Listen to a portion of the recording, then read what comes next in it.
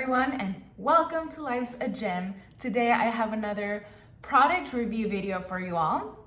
These are my new water bottle cages. They're Supacaz, oil slick, tie-fly, titanium, rainbow, iridescent bottle cages. These are so pretty. I mean, look at that color.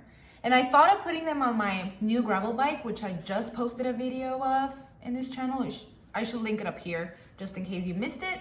But this rainbow color doesn't go very well with the rosewood tone of my gravel bike. So I am going to install them on my Trek Imanda, which is a matte black bike.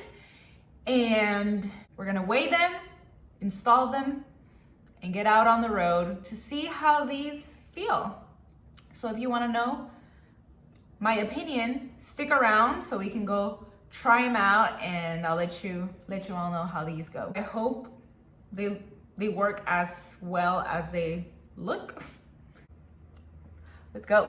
So without the bolts, they are 29 grams, and with the bolts, they are 32 grams. So a bit of a difference there, not too much. This is my Trek Imanda, and these are the bottle cages I am currently using. So let's remove these and put the new ones on. Okay, dude, yes, this looks so pretty. What? I love it. Okay, I need to put the camera down so I can do this faster. Okay, what do you think? Does that look sick or what? Oh God, I think it looks super cool. Let's see, let's put a water bottle. Good vibes. Oh yeah, it looks so sick. Okay, so I took these water bottle cages out for a spin, and I really like how they look. They are very slick, they're very nice, and the best part is that the bottles come in and out smoothly.